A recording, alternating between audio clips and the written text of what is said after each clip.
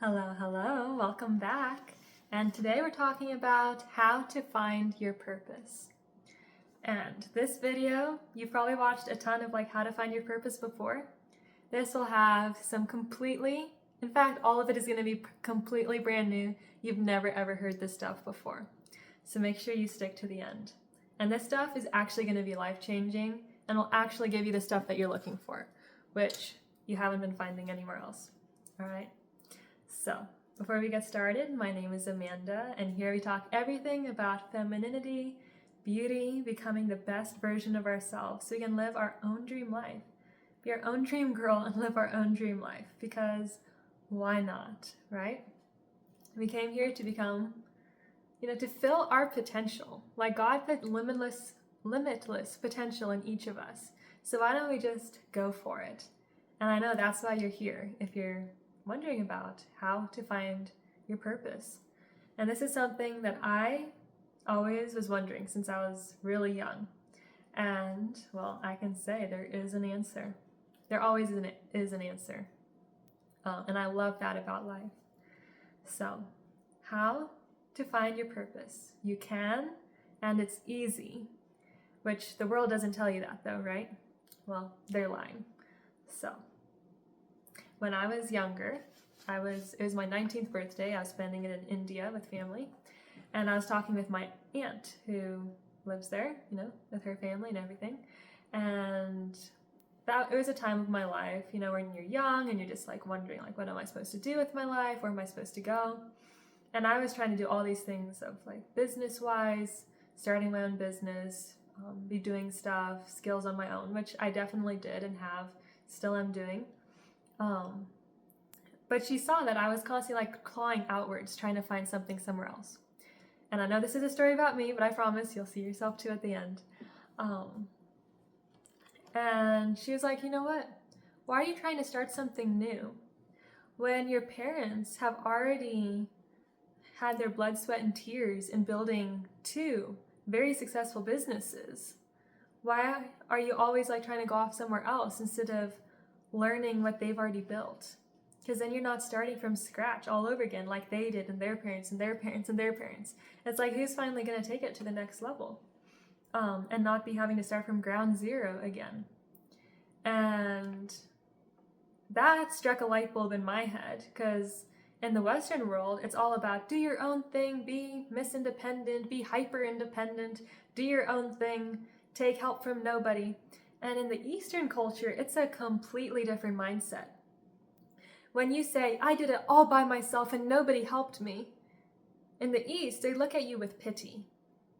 They're like, wow, she just doesn't come from a good family where they even care about her or want to help. Whereas in the West, it's oh yeah, go girl, you did it all by yourself. Everyone should be self-made. There's no such thing as self-made, by the way. Everyone, it's not like we're in a vacuum all by ourselves. So that's one thing. And then later on, so I started helping more in my family business, learning, how to do all this stuff, paperwork-wise, government-wise, tax-wise, accounting-wise, in the field, drawing blueprints, all kinds of things. And so I really honed down my skills with that and can be a help, instead of trying to go find something totally different. All throughout history, kids did what their parents did. Their parent would start something and you would kind of be apprenticed into it and help, instead of living such separate lives. And of course, if you want to do something totally different and you know what it is, go for it.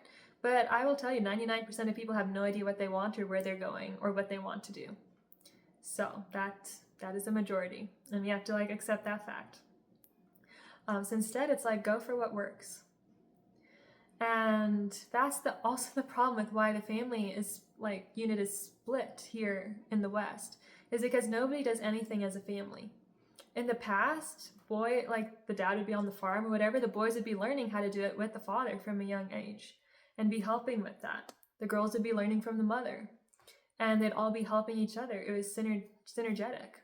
And nowadays, mom goes off and leaves to her work, dad goes off and leaves to his work, the kids go off and leave to their school and then to be with friends, and no one's learning any skills. Like nothing is being like passed down. It's so scattered, and nobody feels like they have a place or a purpose or anything. The mom is constantly frazzled, the dad is constantly frazzled, and the kids are constantly frazzled and want to have nothing to do with the parents because the parents don't even have any time for them. And the only time the parent puts their nose in is when they're finally going out with somebody or something. And then the kid is like, we didn't care all this time. What is suddenly making you care? Like, of course I'm not going to listen to you. So you have that. So all of this is to say that later on, I had found this lady, and she was from the Eastern culture, and she was talking about, some of the benefits there, because I was so against my Eastern background. I hated it. I wanted to be just known as American and like leave all that behind. Like I just thought it was backwards, oppressive, terrible, all that stuff. And what was weird is in America, I'm hearing all this stuff of, oh, women are free and independent and you can do whatever you want and no one's holding you back. And all I see is tired, overworked, mad looking, old looking women. That's all I see. Not happy, completely like running themselves down, super frazzled with kids and the husband and the work, or not even husband anymore, like divorced, all this stuff with their new boyfriend, and just not knowing how to do anything with life. And then I'd go back to, the Eastern culture, and you come in through, Dubai or whatever when you're flying over, or Singapore, or I don't know, some of those cities. I remember Dubai. And you see all the women there, and you hear all this stuff from the US. Oh, they're oppressed, and they don't have, they can't do what they want, and like all this stuff. And all I see, like Aunt getting, treated so well by her husband, having everything she wants. Whenever she wants to like do something or go somewhere, he drives her and is there to carry all the bags and is just really sweet and there and loving and like all of this. And you see in the airports and everywhere else in the families, really, I'll say this because I've been with the families, and they're just getting so pampered and loved and everything. And they have people that come help them do stuff, like there's servants that come and help, and you have your cooks and like everything, drivers, all this stuff. And I grew up being so conflicted in myself because I'm like, okay, here I'm told in America that we have all this rights, and I see how things are where they're acting like slaves themselves. And then I go back to the East where I'm told that they're slaves and I'm seeing like the most beautiful things ever. So it took me a while to reconcile that when I found this lady who she was talking about the Eastern culture and stuff. And finally everything clicked for me. Anyways, one of the things she was saying, which this goes into our video topic of our purpose, is we find our purpose through family. She was like, people in the West, they're always trying to like find themselves out in the world and like try to discover themselves and all this stuff. People have made finding your purpose so big and so heavy when really God has laid it out all along. And this is another reason why New Age doesn't work, because it has a lot of great ideas and ways of living, but they miss the biggest thing. They reject religion. But religion is what has given us the blueprint of what to do with our lives, and how to live. It tells you to get married and have kids and serve your community. Whether it's the Bible, who says that it's the best thing for a man to find a wife, like he who findeth a wife findeth a good thing, or saying that the young woman should bear children and guide the house, should get married, bear children, but guide the house, that the word of God may not be reproached. Or in Islam, where it's said that getting married is half your deen, which is like half your works to like get to heaven or paradise. All of these things, like these books have distilled the wisdom from the ages, so you don't have to try and fail. You can just take what works. People have been living for thousands of years, and they've distilled down what makes a fulfilled life. The masculine and the feminine makes the whole. We're not whole unless we're together. And yes, you can be a 100% good human being. You're not waiting to be like half with someone else. Like, no, I don't believe in that. You bring your 100%. But it's just like fireworks can come and birds can sing when the masculine and the feminine are together. Like, they need each other. You know, for all of time. And if you believe in evolution, then millions of years. Our only job has been one thing: survive, eat, and reproduce. That's it. We can't suddenly take one of those things out and think we're going to totally be fine. We are not. We have the sickest nation of people mentally now, the whole world over. Women thinking that their career and money is everything, only to feel all alone and totally unfulfilled in their later years, right? We're seeing this all the time now. They were fed a lie and ate it. And what you reap, you will sow. Like it says in the verse, like, God will be not mocked. Whatsoever you shall reap, that's, that you will sow.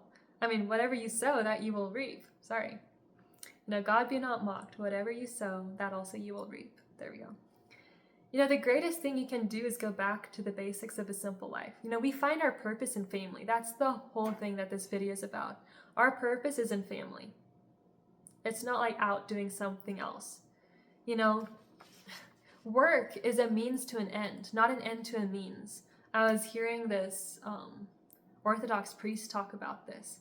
He was like, all jobs exist for the greatest career, the homemaker. Because that's what is raising the next generation and the world and what goes to heaven someday. So you go to your job to support that. It's not just for the sake of a job. And people nowadays have it so messed up that they're doing it just for the sake of a job. You know what I mean? Like, we think the job is it. And we pour our whole lives and souls into it and neglect our families and our kids and our spouses. When we die, all that we have left is the relationships we've made and the memories that we can take with us. That's all you really take to heaven. You're not taking your money when you die, or anything else for that matter. And of course, money helps make wonderful memories, so I'm not saying don't go after money. But I'm just saying that most people say that, oh, money's so bad and evil and not important. And yet, they spend so much time working and in their jobs and in all of that. It's absolutely crazy. Watch what people say and what they do, and it is befuddling. The greatest thing you can do is go back to the basics of a simple life. Remember, there is nothing more extraordinary than an ordinary man and his ordinary wife and their ordinary children. What the world calls great, God calls foolish. And what God calls great, the world calls foolish. It's crazy. The greatest thing you can do is not dedicate and sacrifice your life to a company who doesn't care about you and you're just a number. Really, that's how it is at the end of the day. You can always be replaced there. No. The only place where you are irreplaceable is in your family. They're the only ones that are going to remember you. The greatest thing you can do is serve another person with your whole mind, heart, and soul as long as you live. It's seeing God and serving God in that person. This is profound. We serve God and love Him and care for Him and everything through other people. God is among us. The kingdom of God is here. It's not out there somewhere in the sky. No, it's here. It's among us. We are God's hands and feet on the earth. We have never had purpose outside the family unit. The man to the woman and the woman to the man. So your purpose and your feeling of knowing and being settled in your soul will happen in that exact dynamic. I always catch myself chasing something outside, whether it's, money, chasing worth externally, I guess, is where I come from. And I have to keep an eye on that in myself because I catch myself, chasing worth externally from money or the value that I bring from monetarily wise. But it's all so much deeper than that and simpler than that. There is a sermon titled God in Simplicity, Revealing Himself the Same. And it just shows that God, he's so big and complex and wonderful and intricate and everything, yet he reveals himself in simplicity. You know, like when he's the king of the universe, but he didn't come in a carriage and everything. He came in a lowly manger. Or, you know, things like that. It's just these great paradoxes of the universe. You know, God is in that simplicity. He knows what we need. You know, I have fallen for taking what the world says or what worldly minded people have said, worldly indoctrinated people have said. You know, people make purpose sound so big and so heavy, and how does one find it? When really God has laid it out all along. You know, we find purpose in the family. We just have to, you know, God has laid it out all along. We just have to surrender and rest in that. The surrender is the victory. You know, and like is on my friend's WhatsApp, and praise is the water my enemies drown in. And when I'm talking about my enemies, I'm talking about my mental enemies, like these mental strongholds that I've gotten from like the feminist agenda and other people who've been indoctrinated. Because I mean, we live in like that atmosphere today. But we can take the promises and praise and drown those enemies, whether they're mental enemies or, you know, spiritual in that sense. You know, because we have overcome. When you can have this change of mindset and know the truth, and the truth will set you free, like I love that. You know, so when you can have that, you know, revelation, you know, we have overcome. Once you know the truth, you're set free and you have overcome. You know, because for greater is he that is in you than he that is in the world. And I love that. You know, I just get so happy when I think about this, because I remember how lost I used to be in thinking all these things. And I see other girls and people out there that are so lost because they don't know this. And this is where everything lies. It's so good. So I hope that helped you guys. And it's totally different than what you were probably thinking. My favorite topics ever. Oh my. If you want to go deeper in any of this, and like if you want to upgrade your confidence, your worthiness, your mindsets, completely like transform your mind, you know, of course, read your Bible and check out my course down below, Divinely Favored. It is so, so good. And yeah, definitely at least read the sales copy. It's my favorite. And yeah, definitely like this video. I'll wait for you. It really helps me. And subscribe if you're new. And yeah, comment down below what your thoughts are. And I'd love to hear from you. And I'll see you in the next one.